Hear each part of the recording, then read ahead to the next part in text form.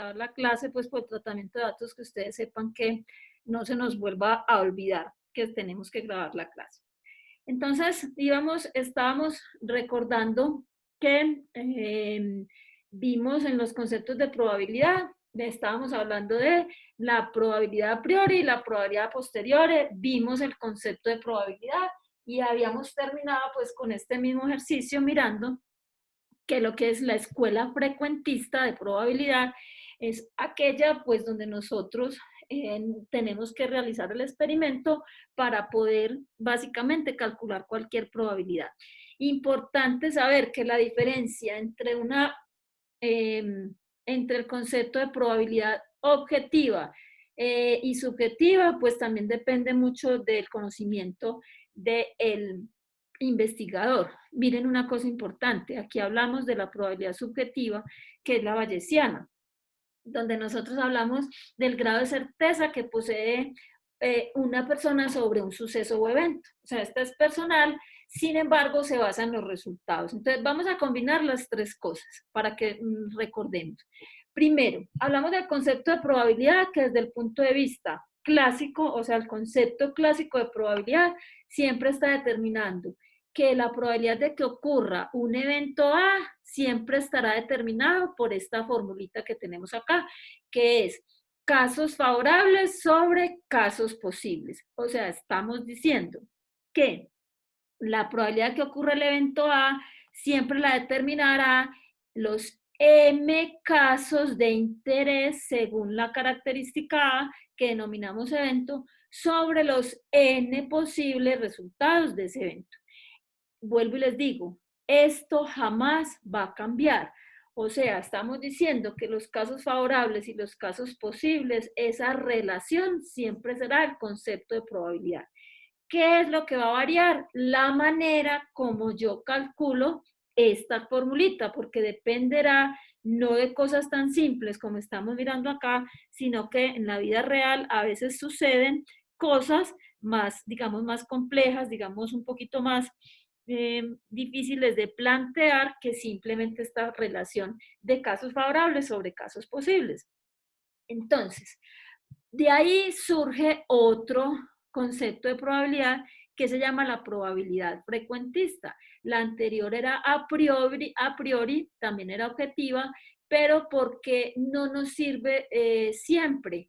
No nos sirve porque en muchos casos nosotros estamos viendo que para poder medir una probabilidad debemos hacer la medición y podemos aplicar exactamente el mismo concepto de probabilidad a priori, pero ya con los datos que recogimos después de hacer el experimento. O sea, la diferencia es que los casos favorables y los casos posibles ya dependen del número de veces que nosotros hacemos el resultado. Me explico mejor. Tenemos acá una tabla de frecuencias. El experimento fue, aquí ya está más bonita la letra que en el tablero, ¿cierto? El experimento fue estrategia preferida, o sea, lo que nosotros queríamos conocer o medir, o lo que miramos es la estrategia que prefieren los empresarios al momento de hacer mercadeo. Entonces, ¿qué sucede? Que nosotros llegamos a mirar que las estrategias que más se utilizan son promoción, publicidad y telemercadeo. Si yo fuese a calcular la probabilidad a priori de las estrategias preferidas, o sea, de cualquiera de ellas, ¿qué digo? Pues que mi espacio muestral de este experimento, sin mirar nada de lo que hay aquí, de este experimento, mi espacio muestral, voy a hacer este cosito acá, miren, estoy mirando acá, que solamente tengo, mi espacio muestral solamente está determinado por 3 resultados: la promoción, la publicidad y el telemercadeo. Entonces, probabilidad a priori, casos favorables sobre casos posibles. Evento A, promoción. ¿Cuál es la probabilidad de que seleccionar promoción? Pues es 1 de 3. Punto 33. Probabilidad, evento B, publicidad. ¿Cuál es la probabilidad de que ocurra publicidad? Pues es 1 de 3. Acuérdense que estoy hablando de sin tener en cuenta esto del tablero, de la tabla. Y el evento C, telemercadeo, la probabilidad es 1 de 3. Casos favorables sobre casos posibles. Apliqué el concepto de probabilidad clásica o probabilidad a priori. Pero resulta que yo este experimento lo repetí 1000 veces. Entonces yo ya no puedo decir que la probabilidad de seleccionar promoción es 1 de 3 o 1 de 1000. No, ¿por qué? Porque tengo que hablar de la frecuencia con que aparece esos resultados en mi experimento. 469 empresarios seleccionaron promoción. 467 empresarios seleccionaron publicidad. 64 empresarios seleccionaron telemercadeo.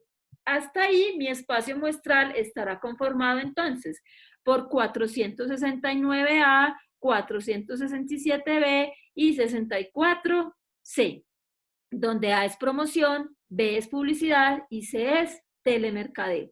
Entonces, si yo voy a calcular la probabilidad de cada uno de esos eventos, puedo irme sin necesidad de hacer ningún cálculo a esta frecuencia, que es la frecuencia relativa.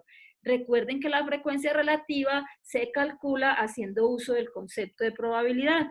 ¿De dónde salió este 46.9? Pues miren que es coger 469 entre 1000. O sea que estoy calculando una probabilidad. Aquí lo multipliqué por el 100%. Pero si yo quiero hablar en términos probabilísticos, ¿qué digo? La probabilidad de que se seleccione la promoción como estrategia preferida es casos favorables 469 sobre casos posibles 1000. O sea que la probabilidad de que seleccionen la promoción como estrategia preferida es 0.469. Entonces ahí estoy hablando en términos frecuentistas. Esta es una probabilidad más objetiva y se denomina probabilidad a posteriori. ¿Sí?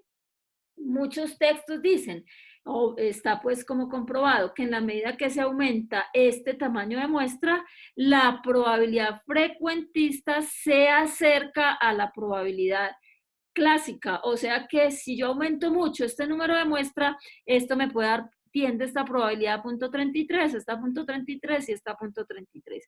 Pero nosotros, vuelvo y les digo, en la vida real es muy difícil uno obtener un tamaño de muestra muy, muy superior y en esto nosotros vamos a trabajar simplemente con las probabilidades frecuentistas o hacemos el experimento, medimos sus frecuencias y con base en esos resultados calculamos sus probabilidades. Entonces, importante que también tengamos en cuenta que hay otro tipo de probabilidad.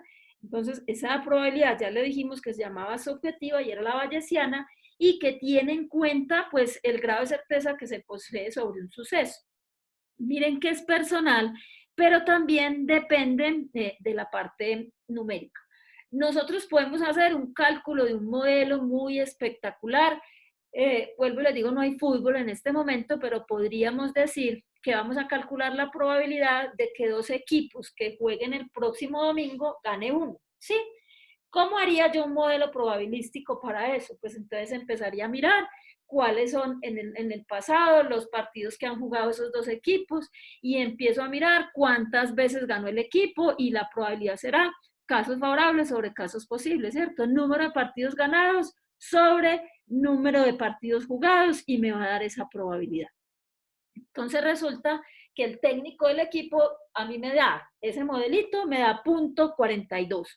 Entonces, ¿yo qué digo? La probabilidad de que el equipo A gane el partido el próximo domingo es .42 y mis resultados se basan en los resultados históricos que tuvo ese equipo. Pero resulta que el técnico viene y me dice, no señora, esa probabilidad es un poquito más alta, es .7. Viene la pregunta y espero que me contesten, ¿a quién le creerían más ustedes? ¿A mi modelito que me dio .4 o al técnico que dice que la probabilidad es más altica que puede ser .7? ¿A quién le creerían sin ofender? No hay problema.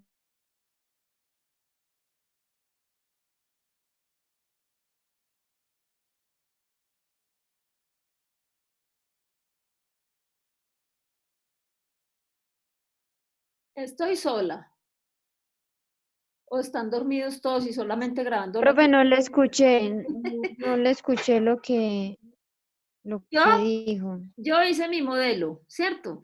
Y dije, la probabilidad de que un equipo gane el próximo domingo es .42.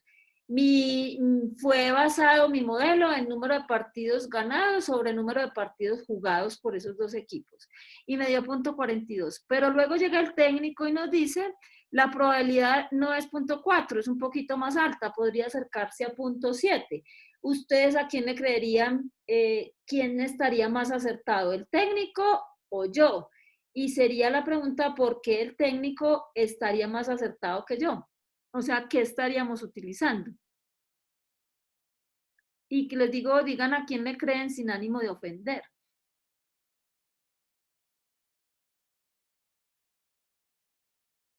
Estoy solo. Se fueron.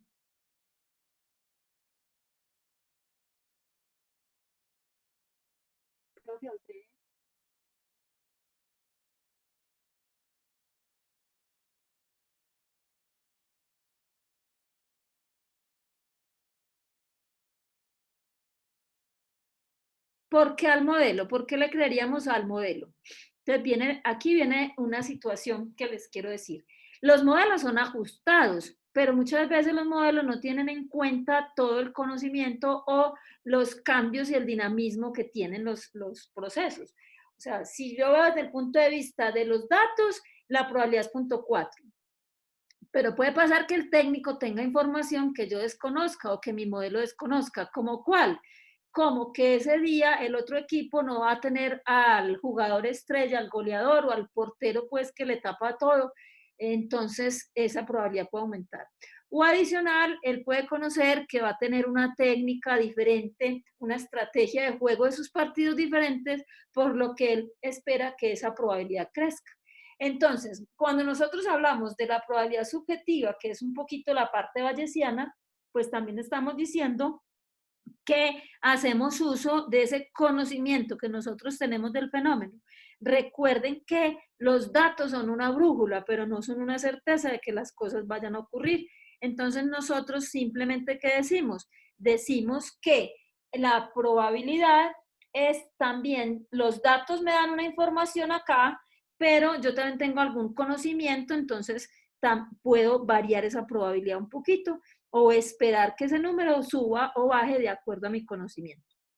Entonces, volvemos al cuento de que simplemente nosotros estamos calculando las probabilidades desde el punto de vista frecuentista, vamos a hacer un experimento, conocemos que estamos trabajando en una muestra, estos valores pueden cambiar y si yo hago esto muchísimas veces más, esta probabilidad frecuentista se va a aproximar a la clásica y que si yo también tengo conocimiento del fenómeno que estoy estudiando, también puedo ver si esa probabilidad se ajusta o no se ajusta a lo que yo requiero y necesito. Entonces, una vez ya determinada, pues igual, sea cual sea el método que yo utilice para calcular la probabilidad, siempre tendremos un número entre 0 y 1. Eso es inevitable.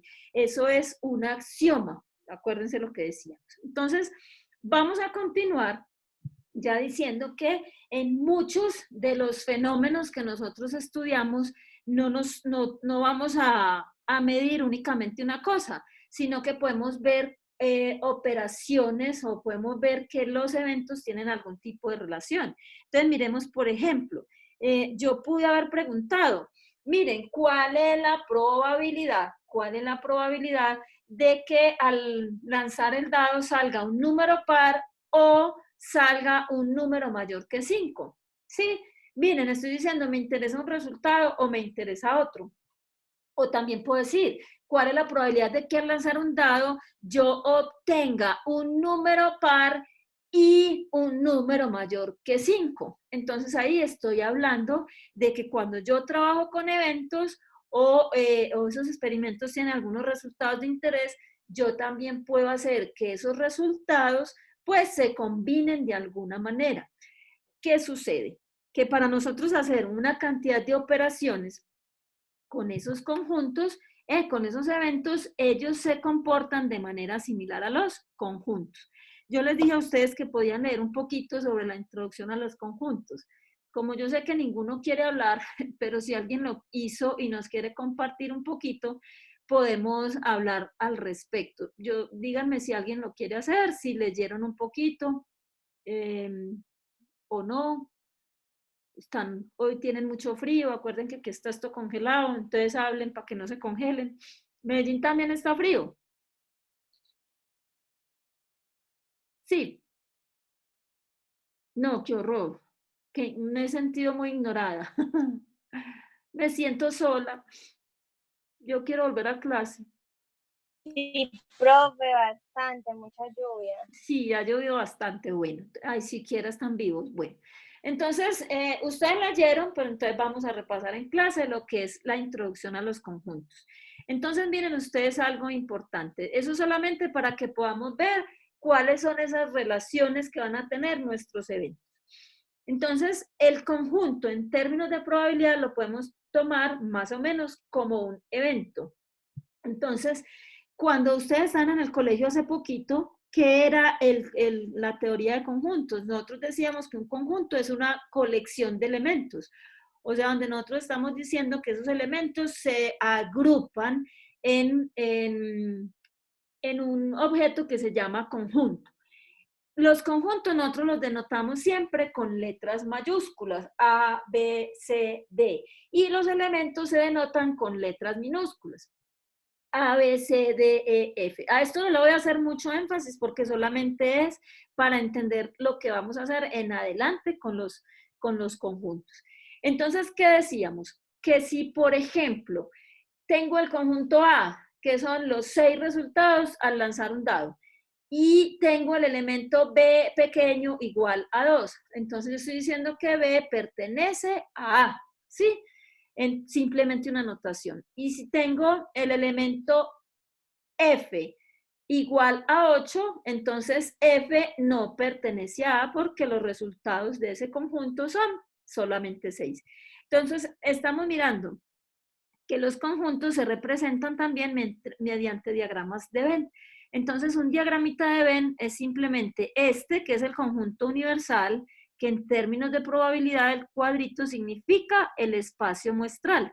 Y este sería el evento A. Entonces decimos, el espacio muestral son los números del 1 al 6 y el evento A son los números pares. Entonces, estoy diciendo que este sería, aquí irían 2, 4, 6. ¿Y qué iría por fuera de este elemento?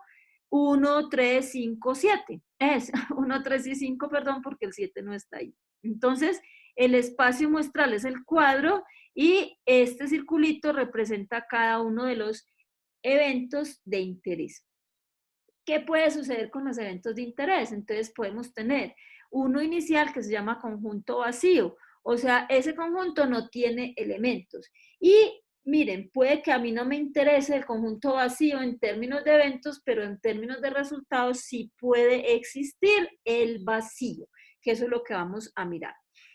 Miren, el siguiente es el conjunto unitario, es aquel que solamente tiene un elemento. O sea, si yo defino un evento A como obtener un 3, entonces mi evento es unitario, solamente voy a tener un resultado, que es el 3. Podemos tener conjuntos iguales, o sea, si tenemos A y tenemos B, dos conjuntos que son exactamente iguales, son aquellos que tienen los mismos elementos. Entonces, si el conjunto A está conformado por los números mayores que 4 y el conjunto B está conformado por los números mayores o iguales que 5, esos dos conjuntos son iguales porque tienen los mismos elementos. Recuerden, ¿quiénes son los mayores que 4? 5 y 6. Estoy hablando del dado todavía. ¿Y quiénes son los mayores o iguales que 5? 5 y 6. Quiere decir que esos dos conjuntos, esos dos eventos son iguales porque tienen exactamente los mismos elementos. Miramos el otro conjunto, o sea, un subconjunto donde ya estamos diciendo que A es un subconjunto de B cuando A tiene unos elementos de B. Entonces, el evento A, obtener un número par. ¿Cuáles son el evento B, perdón? Es obtener un número par. ¿Cuáles son esos elementos? 2, 4, 6. Y si yo digo que el conjunto A es obtener un 2, entonces A es un subconjunto de B porque 2 está contenido en B. Solamente rapidito esta parte para entender además que eso es el concepto de conjunto. Recordemos que el cuadro es el conjunto universal. En nuestro notación probabilística, este sería S, o sea, el espacio muestral, y este sería la notación del conjunto A, donde estamos diciendo que está incluido en ese espacio muestral. Entonces, ahora sí, ¿qué nos interesa a nosotros de esta situación? Nos interesa específicamente las operaciones que podemos obtener entre estos conjuntos. Nosotros necesitamos estos conceptos para la clase del jueves, donde vamos a empezar a calcular probabilidades. Y esto vamos a hacer una tabla de contingencia de donde vamos a mirar cómo obtenemos todas estas relaciones. El jueves trabajamos un poquito más en el tablero. Hoy sí teníamos que trabajar mucho en la parte conceptual y recordar el concepto. ¿Cuáles conceptos? Entonces empecemos a mirar. El primer concepto entre esos conjuntos se denota el complemento. Entonces, nosotros tenemos un complemento significa, vamos a poner aquí todo esto, esta parte. Miren, yo estoy diciendo que este es el conjunto universal, ¿verdad? Y que este es el conjunto A. Digo, los elementos que hay aquí pertenecen a A. ¿Y cuál es el complemento? Todos aquellos que no están en A. Entonces, miren ustedes, si el conjunto que yo definí es los números pares al lanzar un dado, entonces los números pares son 2, 4, 6. O sea que, ¿cuál es el complemento de A? Aquellos elementos que no están allí. O sea, ¿quiénes quedaron por fuera? 1, 3, 5. Entonces, el complemento de A son todos esos elementos que están por fuera de A. Si yo defino tres conjuntos, como en el caso de las estrategias promocionales, un conjunto de la publicidad, otro conjunto de la promoción, otro conjunto es el telemercadeo. Entonces, si yo defino el evento A como promoción, ¿cuál es el complemento? Pues son todos aquellos que no están en promoción. ¿Cuáles son? Publicidad y telemercadeo. Entonces allí tenemos el complemento de A. O sea, complemento es simplemente todo aquello que no está en A. Miren que voy a hacerles como un símil en la parte. Si yo les digo a ustedes, al lanzar una moneda, nosotros, una pregunta, vamos a mirar aquí. Dice, ya me están escuchando nuevamente. Sí. Me dijeron que se había ido el audio un poquito, perfecto. Entonces voy a repetir el último concepto, porque si se fue el audio para algunos, estamos repitiendo el concepto de complemento. Inicialmente lo vamos a tomar con el lanzamiento del dado. Tenemos que el conjunto A es obtener un número par. O sea que el complemento, nosotros el conjunto A estará conformado por 2, 4, 6. ¿Y quién será su complemento entonces? Todos aquellos que no están en A. Si tengo 6 resultados y aquí hay 3, el complemento serán los otros 3. ¿Y cuáles son? 1, 3 y 5. Ahí están todos esos elementos. Eso en términos de conjunto, pero si yo voy a hablar en términos de probabilidad, miren ustedes que el complemento es todo aquello que no está en A. Entonces, que la parte como más simple es decir, la probabilidad de obtener cara al lanzar una moneda, ¿cómo la calculo? Es 1 de 2, ¿verdad? O sea, casos favorables sobre casos posibles. Pero, ¿qué sucede entonces si yo les digo? La probabilidad de obtener cara al lanzar una moneda es 0.3. ¿De dónde salió el 0.3? El 0.3 salió de yo hacer un cálculo de mis probabilidades haciendo una frecuencia, o sea, puede haber lanzado el que tenga mucho tiempo ahora puede lanzar una moneda 1000 veces y anotar cuántas veces sale cara y cuántas veces cae sello. Digamos que alguien hizo ese experimento y le dio que la probabilidad de obtener cara es 0.3. Eso es 0.3. Si yo les pregunto a ustedes entonces, ¿cuál es la probabilidad de obtener sello en ese mismo experimento? ¿Cuál es? ¿Quién me dice cuánto les da? 0.7. 0.7. Sí, ¿por qué? Ustedes hicieron uso, pues ustedes no. Tú hiciste uso del complemento. Si la probabilidad de obtener cara es 0.3 y solo tengo 2 resultados al lanzar una moneda, cara o sello, entonces significa que el complemento es 0.7. O sea que en términos de conjunto también podemos llevar eso a la parte de probabilidad. Ese digamos que es el primer concepto que tenemos que tener presente al momento de trabajar la probabilidad en términos, o sea, haciendo la analogía hacia los conjuntos. El segundo concepto que tenemos que tener en cuenta es el concepto de unión. Entonces, miren ustedes, si yo tengo dos conjuntos A y B, nosotros vamos a definir la unión como la suma de todos los elementos. Entonces, importante es mirar que la unión se asocia con el concepto de suma. ¿Cómo es gráficamente? Miren, entonces acá tengo todo el conjunto universal, digamos que son los 6 resultados de lanzar una moneda. Entonces, voy a mirar acá que el conjunto A son los números pares y el conjunto B son los números mayores que 5, ¿sí? Mayores que 5, solamente hay uno. O sea que aquí, ¿qué resultados voy a tener en A? 2, 4, 6. El 6 va a quedar aquí ubicado porque ese es el elemento que tiene el conjunto B. Pero si yo fuese a hacer la suma de todos los elementos, ¿qué tengo que coger? Todos los elementos que hay en A, 2, 4, 6. Y los elementos que hay en B y los sumo absolutamente todos. Ese es el concepto de unión. Pero ojo, que por ejemplo en este caso, yo no puedo sumar el 6 dos veces porque el 6 aparece tanto en A como en B, o sea que es un elemento común. Si yo voy a sumar todos los elementos de estos dos conjuntos, me daría que está 2, 4 acá en A y 6 en B, o sea, solamente tengo 3 elementos. O sea que el resultado de la unión de estos dos conjuntos está conformada por 3 elementos, el elemento 2, el elemento 4 y el elemento 6. Podría uno decir que B es un subconjunto de A, por lo tanto, al hacer la unión, no lo sumo dos veces. ¿Sí está claro? Muy bien. Silencio total. Qué ignorada tan brava. Muy bien, entonces ahora nos vamos con el otro concepto de los conjuntos donde estamos hablando que es la intersección. Entonces la intersección, hablamos lo que estábamos mirando ahorita en nuestra unión.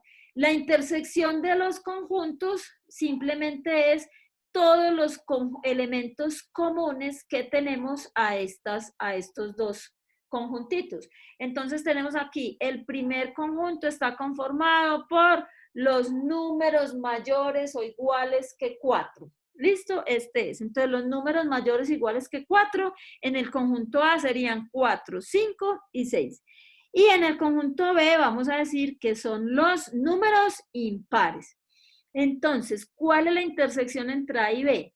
Si yo fuese a hacer la unión entre A y B, sería ¿cuáles? Los números mayores o iguales que 4 son 4, 5 y 6. O sea, ahí tendría 3 elementos. Y los números, y el conjunto B son los números impares, o sea, sería 3, 5, 1, 3, 5. Si es la unión de elementos sería 1, 3, 5, 4 y 6, que son los resultados que saldrían de sumar todos esos elementos. Pero si estoy hablando de intersección son los con elementos que están tanto en A como en B. O sea, estoy hablando de los que están en A y en B. ¿Sí? O sea, en ambos conjuntos. ¿Listo? O sea, la intersección sería el número 5. ¿Por qué? Porque eso significa que los mayores o iguales que 4 son 4, 5 y 6. Y los impares son 1, 3, 5. El único elemento que es común a ambos conjuntos es el 5. O sea que la intersección, miren que se denota con esto, A intersectado B estaría formado solamente por el número 5. Muy bien, Sebastián. Entonces ya tenemos ahí concepto de intersección, concepto de unión, concepto de complemento. Pero ojo que para nosotros poder trabajar en la próxima clase muy bien ya esto aplicado a la probabilidad, tenemos que tener en cuenta lo siguiente. ¿Qué es lo siguiente? Miren ustedes. ¿Qué pasa si dos conjuntos no tienen intersección? ¿Sí? Cuando dos conjuntos no tienen intersección, nosotros decimos que esos conjuntos son disyuntos o excluyentes. Aquí ya en términos de conjunto es disyunto y en términos de probabilidad son excluyentes. O sea que se vería su intersección así. A y B. ¿Qué significa? Si yo tengo acá el conjunto universal, acá tengo el conjunto A y aquí tengo el conjunto B, pues que estos dos conjuntos no tienen elementos comunes, ¿sí? Significa que no tienen intersección. Miren ustedes, que esas es entender muy bien todo ese concepto de elemento común y demás. Hablo de que si el conjunto A y el conjunto B no se intersectan, es decir, no tienen elementos comunes, estos dos conjuntos tienen intersección vacía, ¿sí o no? O sea, esas cosas son todas exactamente lo mismo. Si el conjunto A no tiene intersección con el conjunto B, estoy diciendo que estos dos tienen intersección, o sea, A intersectado B es el conjunto vacío. Y además de eso, puedo decir que A y B, o sea, esos dos conjuntos son excluyentes, o sea, en términos de conjuntos disyuntos, pero nos vamos a quedar con la palabra excluyentes. Entonces, si yo les digo a ustedes, ¿qué pasa si dos eventos son excluyentes? ¿Ustedes qué pueden afirmar ahí mismo? Díganme, pues no me ignoren. Que no hay intersección entre los conjuntos, no.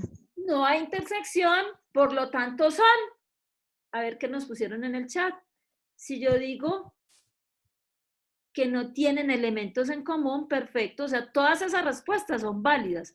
Entonces, si A y B no tienen intersección, no tienen elementos en común, su intersección es vacía, pero además, y una de las cosas más importantes de este pedacito es que ellos son excluyentes. Entonces, son todas las preguntas desde todos los puntos de vista. Si yo digo, dos conjuntos o dos eventos son excluyentes, yo inmediatamente digo, no tienen intersección, no tienen elementos en común, su intersección es vacía. Esas tres afirmaciones son exactamente lo mismo. Ahora, si yo les digo, la intersección entre el conjunto A y el conjunto B es vacío, entonces, ¿ustedes qué pueden afirmar? Inmediatamente afirman, el conjunto A y el conjunto B son excluyentes. Entonces, todo eso es lo que yo tengo que entender que son exactamente las mismas cosas. O sea, dos, y es como los teoremas que vamos a mirar muy bien, exacto. No tienen elementos, son excluyentes. O sea, es entender que en las mismas palabras estoy hablando del mismo concepto, porque ahorita pues vamos a ver después teoremas o axiomas de probabilidad que rezando uno no los entiende, pero ya después de entender este concepto ya uno tiene claro que así se reza. Entonces, dos eventos son mutuamente excluyentes o dos eventos son excluyentes si la intersección entre ellas es vacío.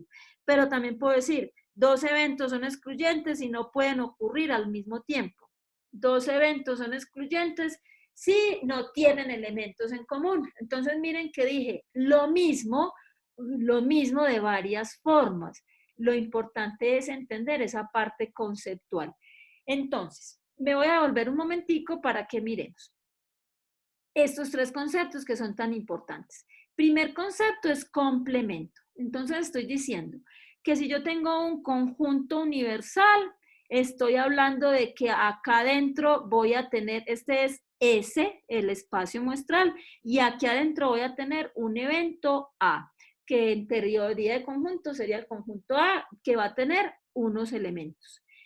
Miren ustedes que hay otra cosa importante a tener en cuenta. Estoy diciendo que el evento A está conformado por unos elementos. Y estoy diciendo que el evento A complemento es todo lo que no está en A. Pero miren ustedes que si yo sumo los elementos de A y sumo los elementos de A complemento, ¿qué voy a obtener? Pues el conjunto universal. Eso es una cosa importante.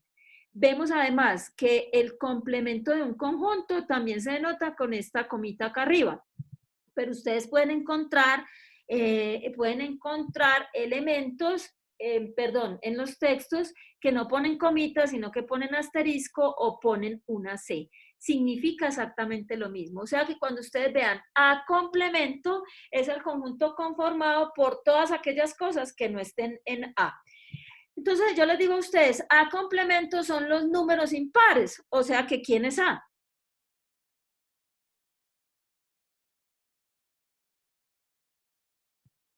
Si A complemento son los impares, ¿quién es A?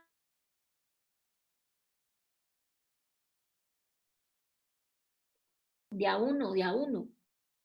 Así ya, todos. Los pares, exactamente. Entonces, el complemento siempre será aquello que no esté en A. Y la suma de A más A complemento siempre me va a dar el conjunto universal.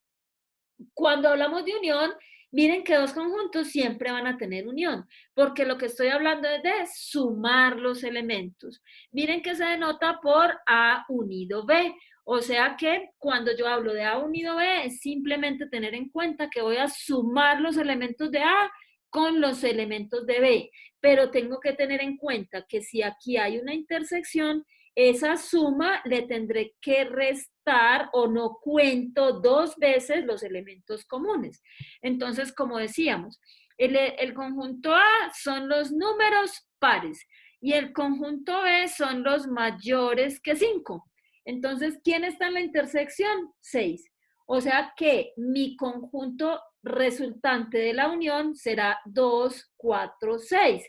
No el 6 dos veces, está solo una vez. Solo que 6 es común al conjunto A y al conjunto B. Entonces, importante nosotros saber que cuando hablo de unión, también estoy hablando de un concepto importante. Estoy diciendo que esos elementos pueden estar en A o en B. O sea, puede que aparezca aquí o puede que aparezca aquí. Cuando yo digo A unido B son los números 2, 4, 6, entonces eso quiere decir que 2, 4, 6 puede pertenecer a A o puede pertenecer a B. Pero cuando nosotros ya venimos a el concepto de intersección, miren que ya la intersección es con este símbolo que es I, significa que ese elemento está tanto en A como en B. O sea, es común. Ese elemento está en A y en B. O sea, en la unión es O y en la intersección es I. Y tenemos que tener también presente que esa intersección en algún momento puede dar vacía, lo que quiere decir que estos dos eventos son excluyentes. Vamos a dejar hasta aquí hoy y vamos a hablar un momentito, pues ya esto nos va a sacar en 5 segunditos, de decirles a ustedes que el próximo sábado, el próximo jueves yo les voy a pasar a ustedes las calificaciones, o sea, qué tenemos calificado hasta el momento y lo que ustedes me mandaron del tallercito, cómo quedó pues bonificado en esos, pues en lo que teníamos. Y les voy a entregar otro tallercito el jueves de probabilidades para que vamos trabajando respecto a ir adelantando los temas de probabilidad y que ustedes me vayan preguntando. También les voy a dar como una... Profe, Dime. ¿Cómo? ¿cuál taller se refiere? ¿Que hicimos en clase o el que envió el correo? El de recuperación. Nosotros hicimos un examen y ustedes hicieron uno en clase de recuperación y me lo tuvieron que enviar al correo. Ya en clase. ustedes me lo entregaban por la tarde. Y yo les envié otro taller, pero eso es para repasar. Sí, y les voy a hacer otro el jueves ya de probabilidades para que vayan repasando. Entonces el jueves vamos a resumir